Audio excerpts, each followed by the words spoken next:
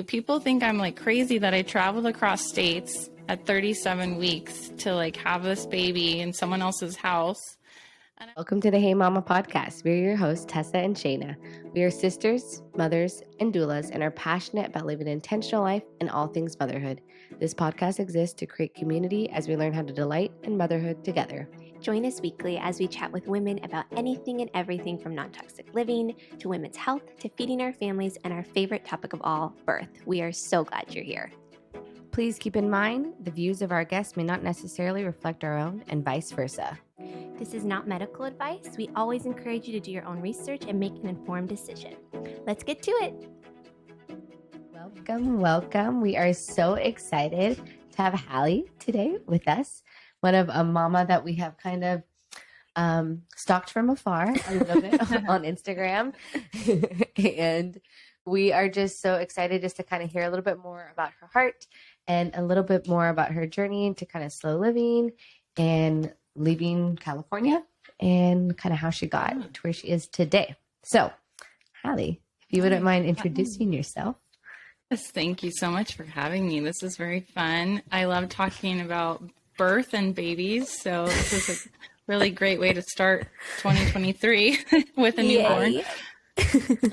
Well, I'm a mom of three, and I'm a wife, and I'm a believer and follower of Christ. And so that's really where my life is centered. And I stay at home with my kids, and I homeschool, and I am I would guess you say, a creative hobbyist. An entrepreneur type of person.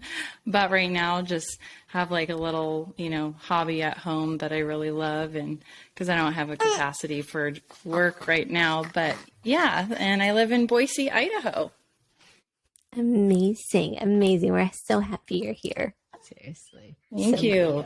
Thank you. And how old is your little one right now? She is 8 weeks tomorrow. Oh my gosh. Wow. So fresh still. That is wild. Wow. Okay. So you might hear her little grunts on camera. we love it. Awesome. So yeah, you're still fresh and everything is just flowing by. And so the fact that you have two others is just wild. Yeah, it's gotta be crazy. Mm-hmm. Yes. Well, we want to know too. I can't imagine. I was gonna say, I keep saying to Shayna, I'm like a little bit afraid of the jump from one child to two, and then with them being so close apart for our family.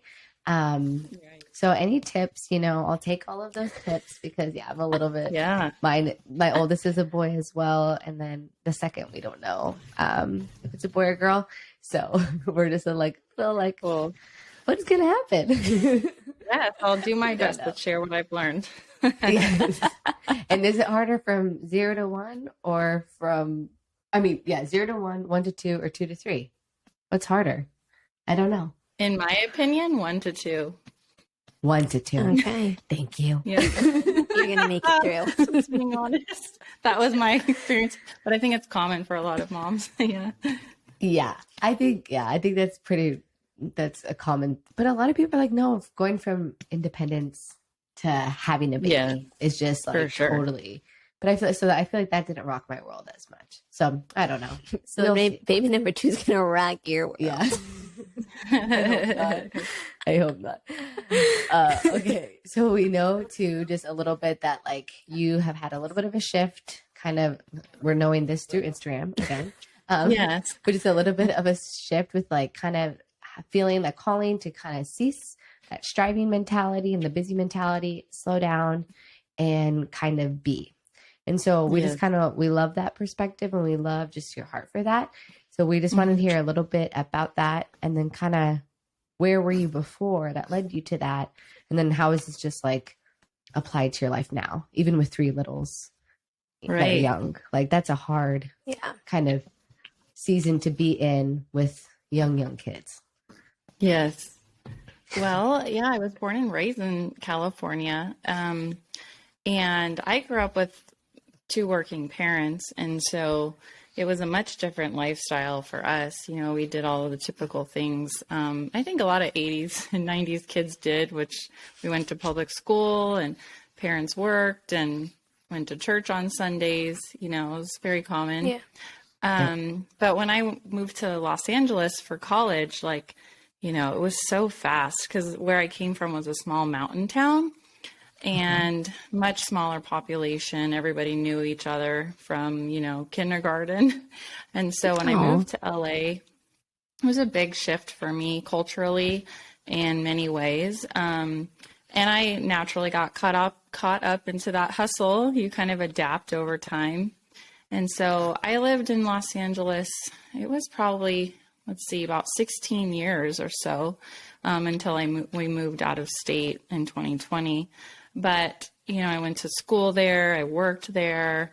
I guess I would be called like a career woman type. I was, you know, pursuing journalism and working full time. And then I met the Lord. I was 23 and when my father died, and that was basically my turning point where a lot of things shifted for me.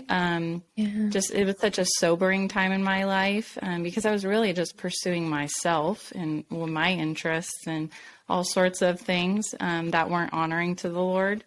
And so after that day, you know, that was my initial, like, I would say big life or faith milestone when I came to the Lord. And so at that point, I was starting to see things differently and value things differently. And I think that was like a very gradual just process to like where I am now. And knowing how like God's wired me, I feel like I was kind of meant to be where I am now. And it wasn't until I think I became a mom eventually that I could see some of those things. But yeah, I met my husband in Simi Valley, California. We attended the same church and we got married. And unfortunately, in the second year of our marriage, we had a very unfortunate tragedy happen. My twin brother was killed in a car accident on Christmas Eve. Yeah, very devastating, as you could imagine. We were 29 years old and so unexpected. Yeah, it was. Yeah, that's like a whole other show. Yeah, exactly. Oh my word. And so as you can imagine, that was another major faith milestone for me in terms of, where was my hope and where did I put my trust in the worst time of my life? And my husband and I skipped over this, but we were going to be deploying to Eastern Europe to do missions and church planting that year. And so we had to basically back out of it. But that began the journey of deeper faith for sure, but also just evaluating, you know, who like God made us to be and like for what purposes. And then, you know, I had my first baby that next year. So that was like, wow, a lot that happened in a very short span of time for like our couple years of marriage. And it was a big shift for me becoming a mom. I was still dealing with grief and I was still, I had a lot of identity stuff come up because of my twin's death. And I felt very lost, as you can imagine. And then to now be like taking care of this infant. And I really, you know, was so naive to what motherhood was. But looking back, there's a lot of grace in it because I didn't go back to my job. You know, I had been working before my brother's death. And once I got pregnant, I just stayed home. And it was really a blessing, you know, at that time to not have to return to the workforce, you know. And God took care of us, you know, financially with my husband's job. So that was a huge shift. 0 to 1 kids is hard in a different way because you're just navigating what motherhood's even like. You know, you've never done it before. And I was never a babysitter growing up either. So I didn't have very much experience with babies or young children. So I feel like I kind of had like two identity crisis or something, like from my twins' death to becoming a mom. I was like, this is a lot. Like, I'm not ready for all of this. Yeah. But I look back now and I'm so thankful that God gave us a baby during the hardest time of my life because it brought a lot of joy when things could have been worse, you know, or I could have just easily become, you know, I obviously had some really low times like depression, but it was more manageable, I think, because I had a baby and that brought a lot of joy to our family. Yeah, so that was my introduction to motherhood, was kind of all at the same time. And then we had our second baby not too long after that. My son was 14 months when we got pregnant with our second and first girl. And so they're 22 months apart. And she was born January 2020, right before the pandemic. So then things kind of cranked up again for us. You know, she was really little when, you know, was it March, everything shut down. So we, at that point, we were like, we can't live here. Like, there were other things that kind of brought us to that place where we realized, like, you know, California had a lot of changes over the years politically. And I actually really take a high interest in politics. I just don't tell people that. Because, you know, the conversations that can come. And I was always reading news and policies and just I think it's wise for a mom to be aware of what's happening, you know, culturally and politically. Totally. And so I saw the writing on the wall and I was asking my husband, you know, should we come up with a plan? Like, this was 2019. I was like, I don't know if this will be a long-term place for us with our kids. I just didn't feel like peace about that. And he agreed that long-term, it wasn't probably the place to raise our kids, but he didn't have another option for a job. You know, it was like, that's really far off. Like, no way am I leaving my career right now to try to move. Yeah. This was 2019, mind you, end of the year. So I kept praying. I was like, Lord, you know what? You'll make a way when it's time. I trust you, but please make it sooner than later. And lo and behold, when the pandemic hit, my husband was open to visiting some friends who had just moved to Boise, Idaho. And it was like this random place on the map everybody was talking about. And everyone's like, the place where the potatoes are, like, why is everyone going to Idaho? And I was like, well, let's just go visit. Our friends invited us. They moved from San Francisco. It must be something. I mean, let's give it a shot. So, truth be told, we went, and on the plane ride, my husband would say, in a time of prayer, the Lord spoke to him very clearly about Idaho. And it was one of those moments where he's like, it was like comparable to his conversion story. He's like, it was so clear to me that I knew without a shadow of a doubt, like, God had something in Idaho for us, but he couldn't really explain it. So we had a really great time that weekend. We visited, and the Lord parted the Red Sea for us. I'm not even kidding, with everything financially, to the house, to our car, to moving expenses, to a job. And we moved literally 3 weeks later after that. Oh my God. What? Yes. Oh my God. Wow. So you're like truly in Boise. Like, you're in. Yes, right in the heart of Boise. Wow. And we really liken it to like leaving Egypt and coming to the promised land because of the process that it was. Like, God parted the Red Sea, and we felt for a while like we felt like there were a lot of walls for us in California at the end there. And then we came here, and it was like things just like opened up for us in a lot of ways. Not that there hasn't been hardship since we came, because adjusting to a new place is going to be hard. Right. But it's just such a better fit for us and what we value. So since then, it's coming up almost 3 years in August. We'll be here.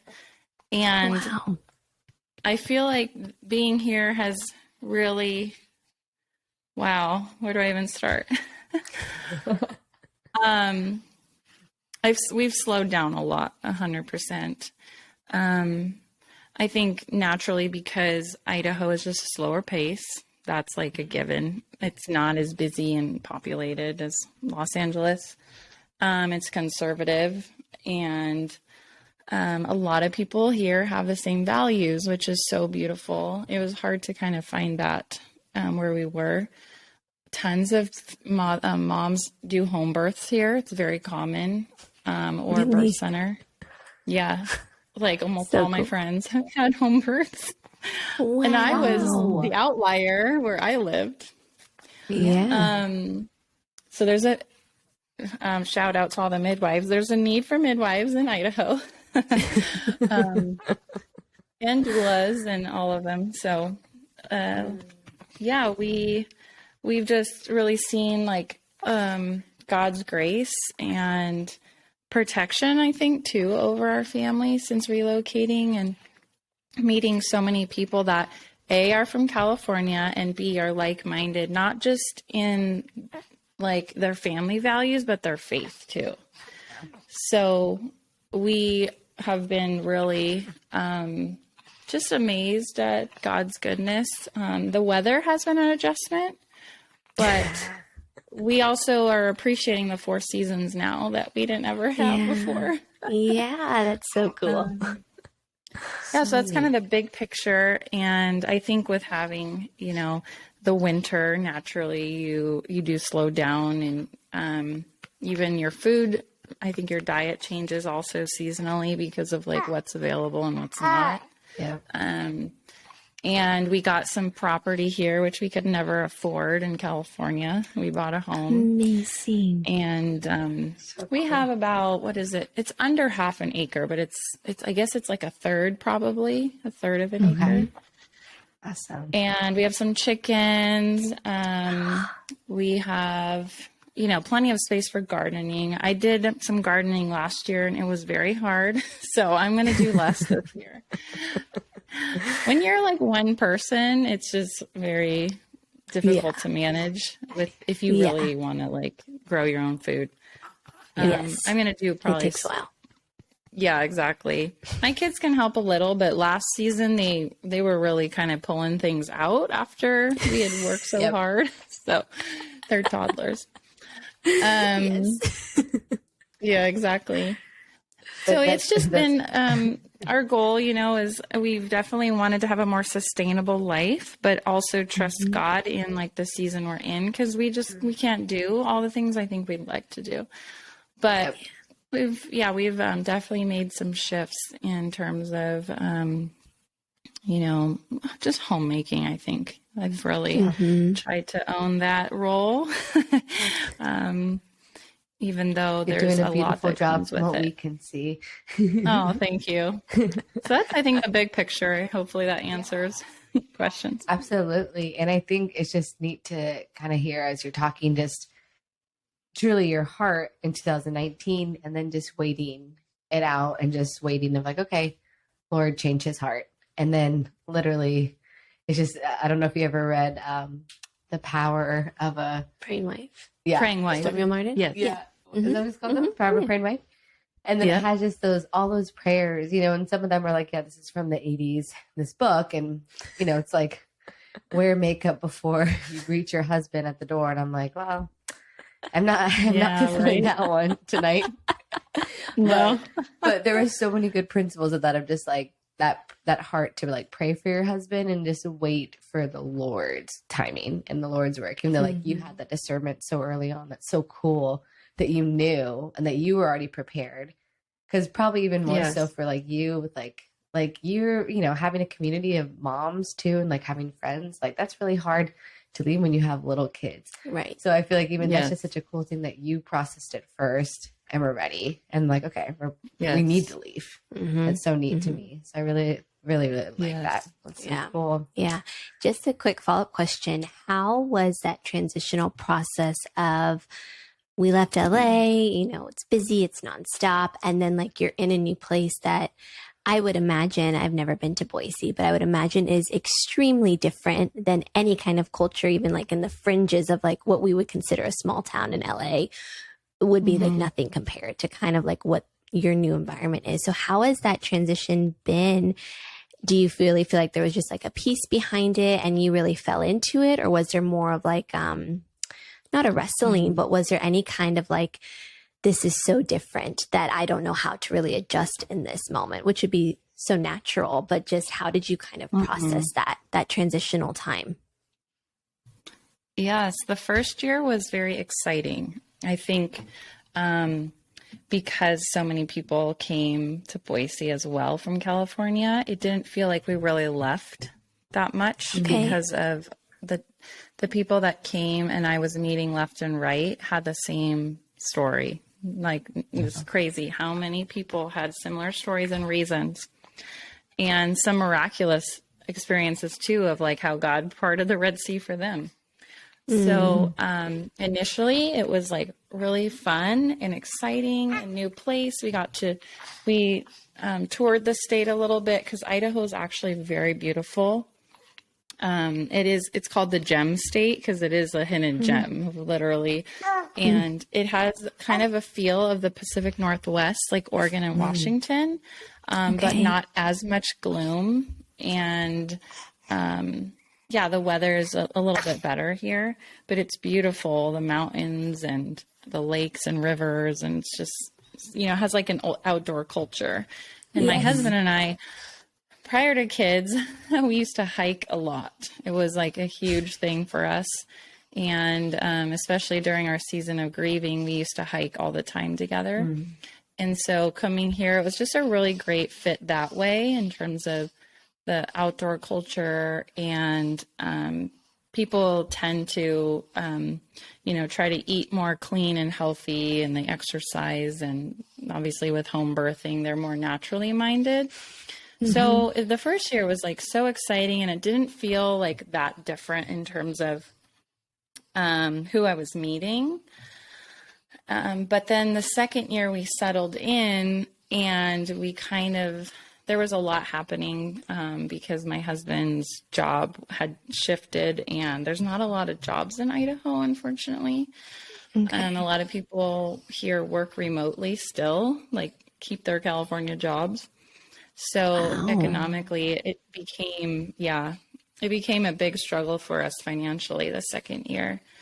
And then we also were trying to really like find solid community, because even though we had met tons of people, we weren't quite, in a place where we felt like there was a community forming we would do life with long term, because that's really what we want ultimately, is to have families around us that we can raise our kids with and homeschool with too. So it felt like the second year after we were more settled, I felt like a lot more sad, because the reality, like the pandemic was much better because the mandates weren't, they lifted here a lot sooner, like pretty early on in 2020. But I think we kind of were coming off like this huge, I don't know, it was like the adrenaline of moving and getting away quickly and just adjusting. And then we bought a house, and, there's like so much happening. And then everything kind of slowed down for us. We were trying to find church community, and he was trying to find a job and a better job and all sorts of things. And so, and then it was a very gloomy winter that year. So I think it really hit me the second year. Like, I mourned a lot. I was sad. I missed my friends, my family. I was in the thick of toddler with my, how old was he at that point? Yeah, he was 3 and Hannah was 1. So it was just hard. It was just like a hard, grueling year, the second year. And I was like we made the worst decision coming here. We need to move back. Daniel felt that too. We missed the sunshine. Truth be told, we were like, wow, we were spoiled in California. You know, it's just like everything kind of what started out as like so amazing and wonderful within a year and a half. I was like, why is it so hard? Everything seems so hard now all of a sudden. Like it just took a different turn. Not like things were terrible, but I think just there was a mourning going on. And then God was just teaching us through that, because I think if I were to describe Idaho in terms of our spiritual journey, it was like there was a partial wilderness that started happening because we had left behind everything we'd always known. And so I think we just felt like, okay, God has stripped us of everything we've ever put our identity in. Literally everything from people and family and jobs and careers and our church family we had, and we had started all over. And so it was the beginning of learning how to just depend on him alone for everything, you know, not just our financial needs to take care of us, but it was like our comfort, our hope, our joy, you know, our peace. We needed him to be our sustainer and our rock, because we were rebuilding essentially, you know. Right. Exactly. So that was hard. Last year was hard, but this year has been much better. So I'm so glad. Though. I'm so glad. And honestly, it's like, those are everything that you would expect it to be like to go through those seasons. Like to me, that seems very expected. Like the highs of like, oh my gosh, it's new, it's great, everyone's awesome, everyone's just like us, right? You know, and then it hits and it sets in, and you're like, oh, we still don't have community. Oh, we still don't have my family here, or you know, my husband's family here, and we're still kind of doing it alone out here now. You know, and yes, like everything's better politically, and you know, has more of our morals and our values. But yeah, that seems so. How did you guys kind of make that shift of like, have you found a church now? Do you feel like you found community? You're still kind of working through that at this point? Yeah, we still kind of are. You know, we had been a part of 2 churches, for each of them for about a year. And I think they were really great. And they helped us at the time, like that we were part of those churches. And one was a house church and one was a traditional church. And but we really, we do love the house church model.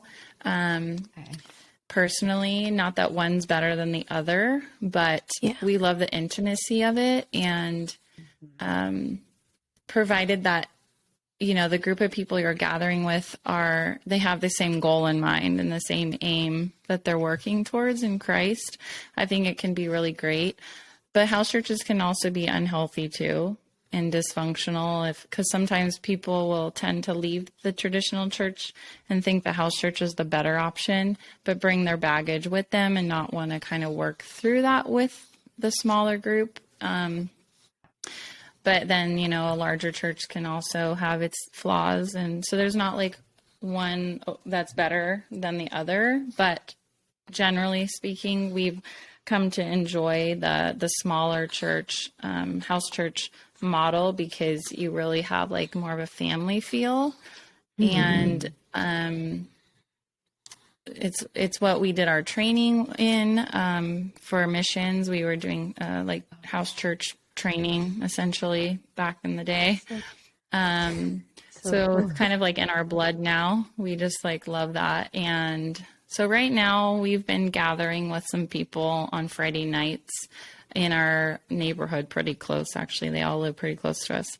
And having what I would say like true fellowship in the spirit, without having to like enter into like church doors. It's like we've really cultivated the community that like you hope to find in a church, you know? Yeah. So that's what we have happening right now, unless God really directs us elsewhere. Because we have visited quite a few churches in the area, because there's a lot here.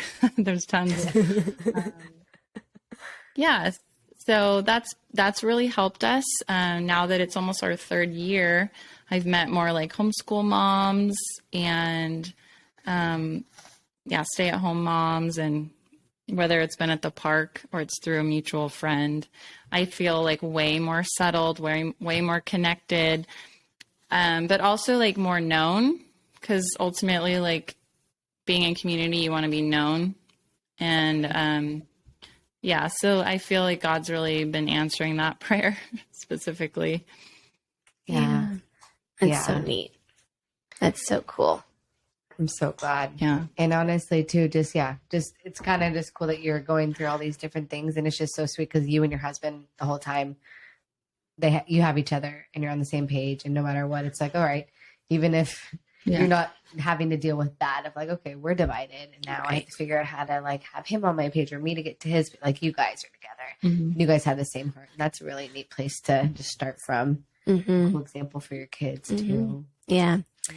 Talking about your children, you don't have to go into the whole story because we would love to have you on to like kind of dive deeper into all of your births. But I do know that your births were slightly different. And so if you wouldn't mind just kind of like touching on those, and then, or even just on your last birth being the home birth. I don't know if you had 2 home births or so you've had 2. So just kind of that difference, or maybe kind of what led you ultimately to doing a home birth for your second child, and then also for your third, just what was that process like for you?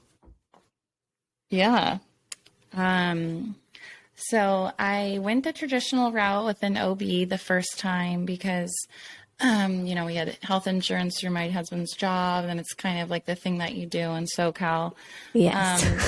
And but in my heart, even with the OB and going that route, I still wanted a natural birth. Like I was like, okay, well, if we do it in the hospital, I do want a natural birth, because my husband shut down the idea right away of the birth center. And, a lot of dads are like, what? Like, that's crazy. Yes. And very common. They're just, it is common. And he's like, that was my why would you husband do as it well. Yeah, exactly. Yeah.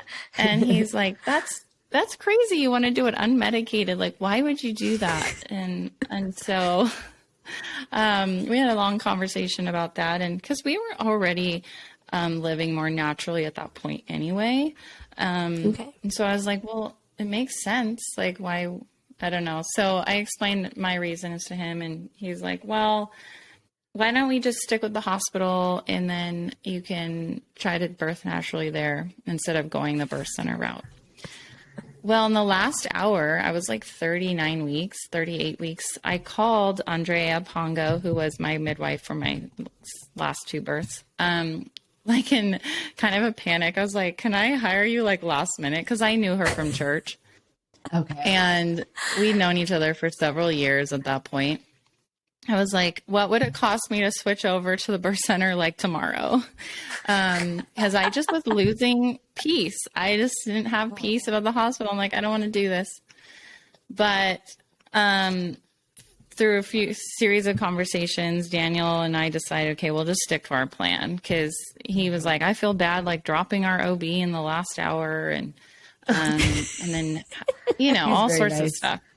Yeah. And then just a financial thing, like you got to pay to change your plan. So exactly. I had an unplanned cesarean. That's how it went. Oh. Every drug you can imagine I had. It was hard. It was very disappointing. They induced me at 41 weeks. I had agreed to that because I was getting impatient. I really should have not agreed to it and just waited a little longer. But I was getting impatient. The first baby, you just don't know what to expect. And I hadn't gone into labor yet. I was getting anxious and like, I don't know, I wasn't afraid, but I'm like, where's my baby? And people keep asking you, as you know, right? Where's your baby? Exactly. Are you still pregnant? So how are you still pregnant? Yeah. Oh my gosh. Yeah. Like you gotta be ready to pop any day. Yeah. Yeah. Comments.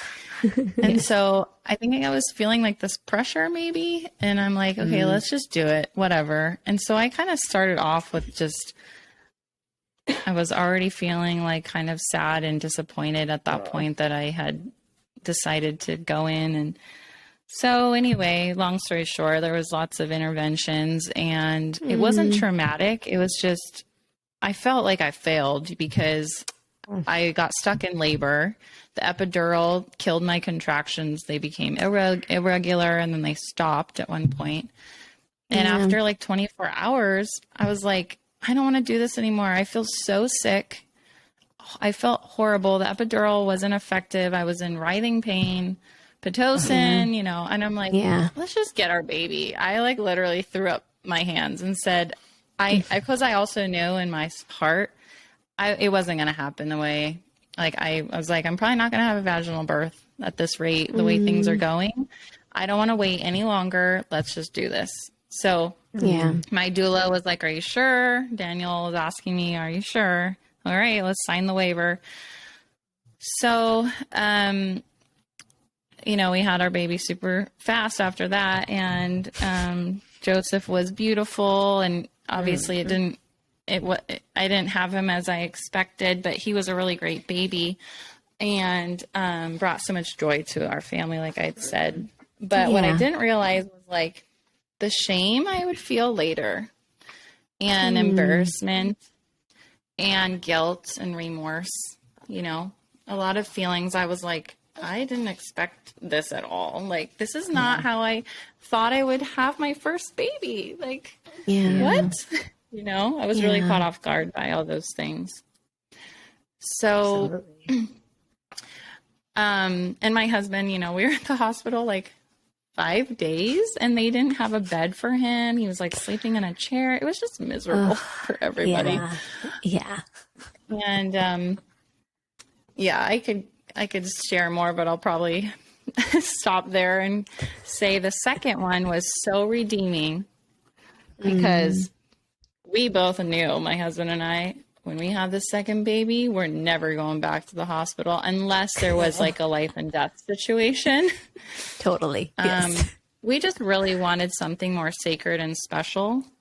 And I had complete confidence that I could do it. I was like, I had no issues in my pregnancy. I was healthy. No issues. You know, the baby was fine in labor and there was no emergency. You know, I just gave up. So I was like, I think we could do this. And I talked to Andrea about it. She's like, oh yeah, I feel pretty certain you could have a VBAC. Yeah. So, anyway, we decided to hire her. She lived down the street from us, which was perfect. And she had me see Dr. Stu down in LA to talk to him about, since he's an MD and he has his own home birth practice.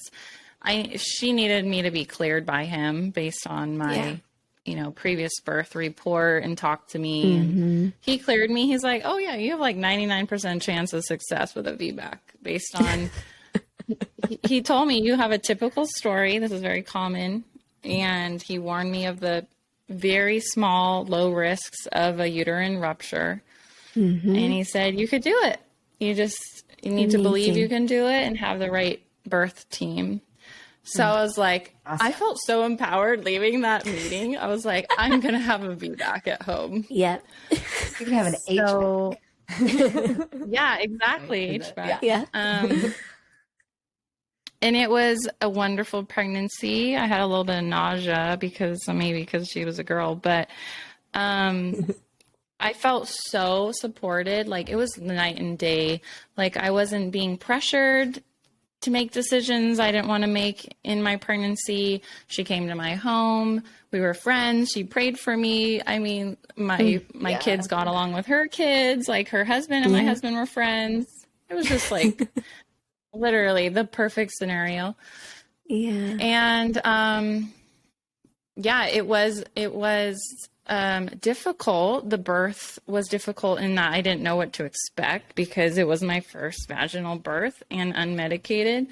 Right. But relatively speaking, it was easy in that it was, 9 hours. It was, Wow. and 30 minutes. Yeah, it Quick. wasn't terrible, like in terms of how long it was.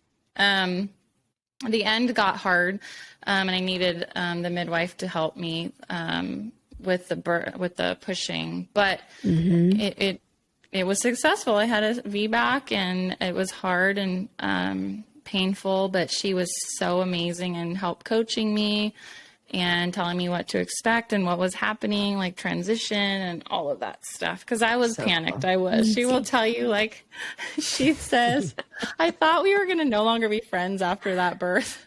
Oh my gosh.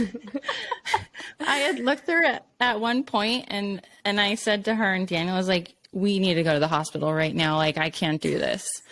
And she's like, Halley, you're going to birth the baby in the car if we leave right now, because she knows what to look for. And she's like, you're so close. Like, and I just kept saying, I don't feel that urge to push. Like, when is she coming? I'm just like, this is horrible. And, cause I had been in the water. Yes, exactly.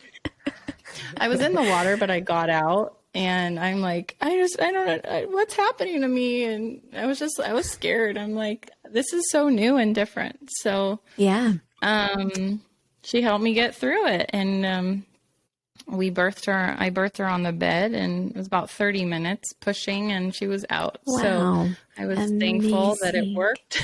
It worked out. And we have some really comical moments in my labor that I'll never forget. So, we always talk about that. It's so sweet to have your midwife be a good friend. That's like such a cool, just different story. Like, just having that comfortability to, like, you already feel amazing with the midwife, but then to have it be like a friend that you already knew and loved and cherished. So cool. That's so cool. I love that. We got closer after that too, obviously. So. And then the third, okay. So I don't want to give too many details because then it'll just be talking all night, but it's most vivid in my mind because it just happened. So, obviously, we're living in Idaho. I got pregnant with our third, and I had hired a midwife, 2 midwives here. But at the end of the day, they weren't Andrea. So, partway through my prenatal care, I was probably like 6 months along. I said, I don't know if I want to have this, like, I was wrestling with it. I'm like, do I want to have my baby here with these midwives, or what should I do? Like, maybe I should just have Daniel birth the baby with me, or, just, I wanted to, because I didn't really know these women. And they were fine. They were sweet, and they came to my home. And, but at the end of the day, I felt spoiled that I had Andrea, and I was like, this is going to be a much different experience this third time. And so one day I called her up because I just had a question I wanted to ask her. And at some point during the conversation, she was like, I wish I could just do the birth for you, like, and you could have your baby here. And I was like, yeah, me too. Like, I feel so spoiled that I don't, like, that I had you, and I don't know, no one compares to you. It was like, like a love relationship or something. I was like, I don't know what to do. And just through that conversation, we both basically were like, let's make this work somehow. Why don't you come down here and have your baby, and I'll make it happen. I'll make it work for you. And I was like, really? Are you serious? It's like Christmas time is when I'm due. And she's like, yeah, we're not going anywhere. I'm going to be at the birth center, and then I'll be home and I'll be off.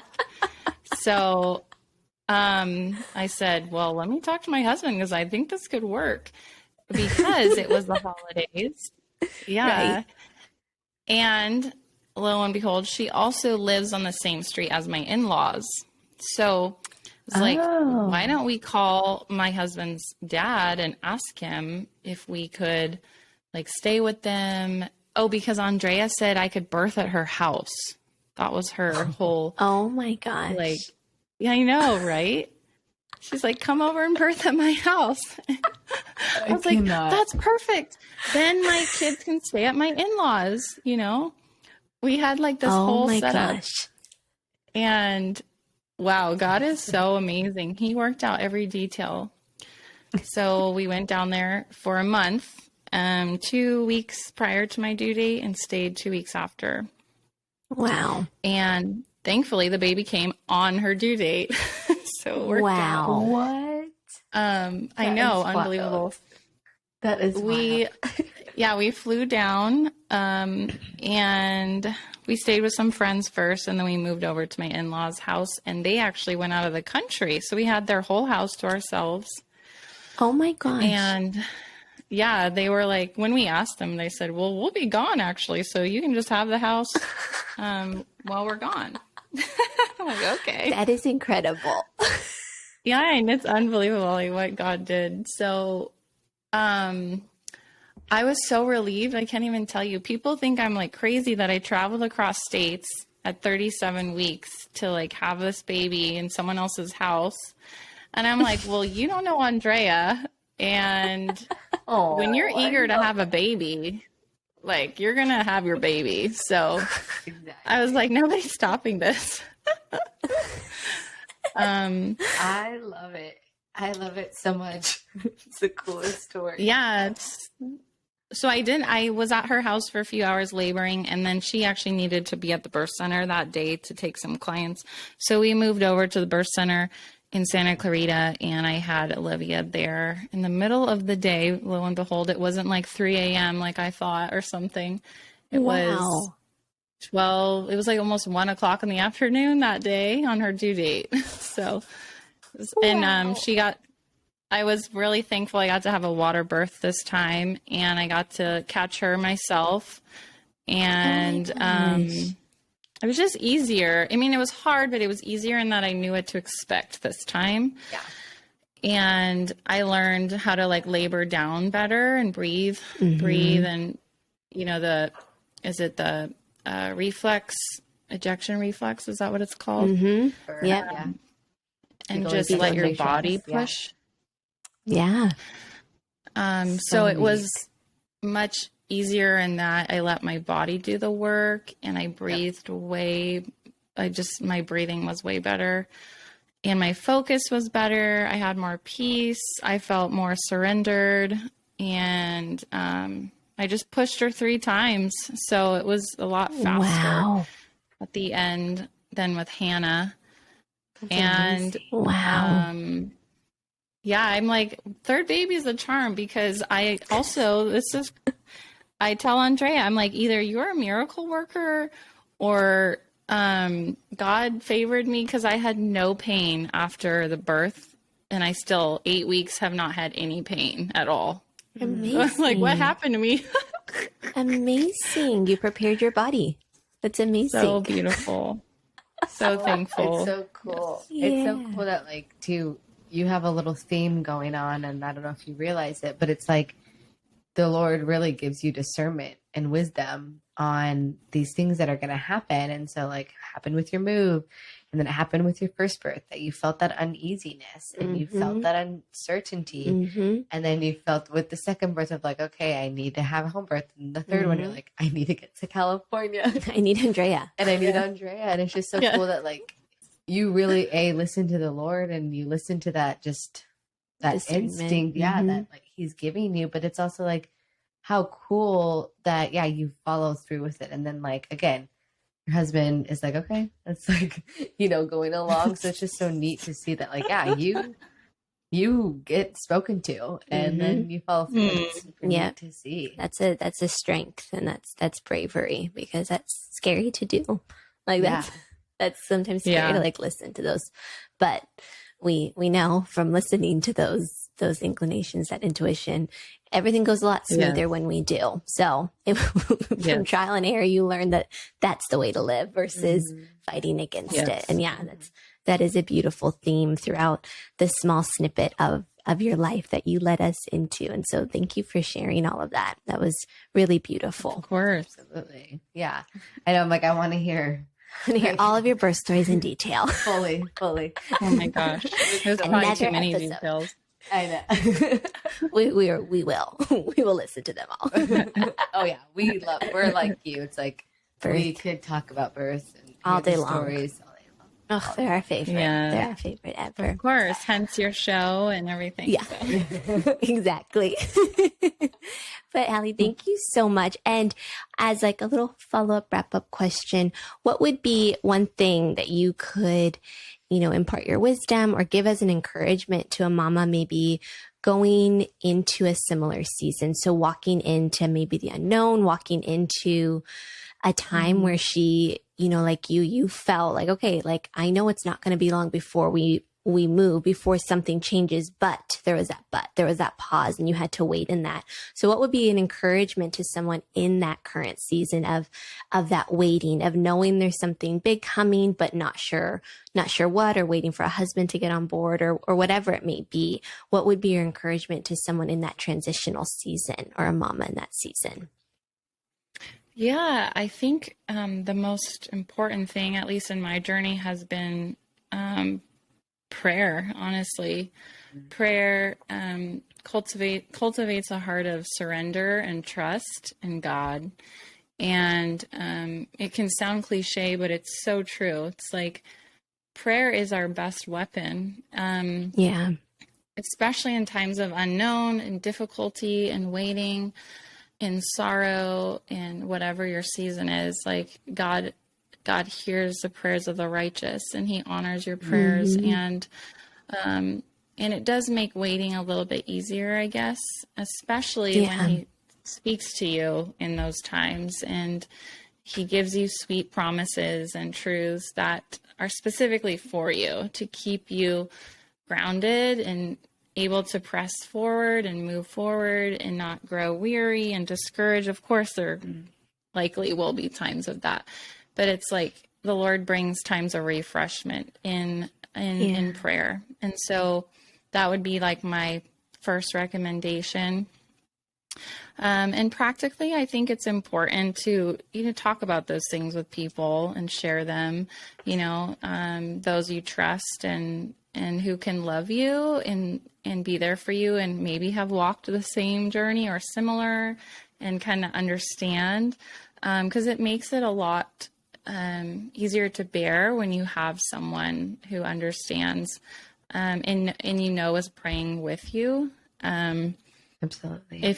Because like sometimes you find that, your spouse disagrees or isn't there yet, they're not ready. Right.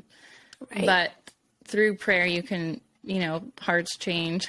Very, very it's evident, in so many people's stories. Yes. Like I just kept praying and praying, and the Lord did the work. So that would be my encouragement. Yeah, Awesome. that's beautiful. Thank you so much. Thank you. Yeah.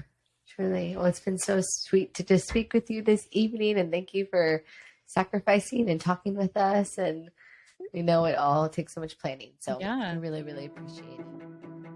Thanks for listening to another episode of Hey Mama. We're so thankful you decided to join us today, and we hope you go forward in your day feeling encouraged and seen. Here are a few ways you can connect with our community and support the show. The first way is to share the show with a friend via text or Instagram. You can follow and leave a review on Spotify and Apple Podcasts. And finally, follow us on Instagram at 4Mama Birth. Thank you so much for listening, and we'll see you next week for another episode.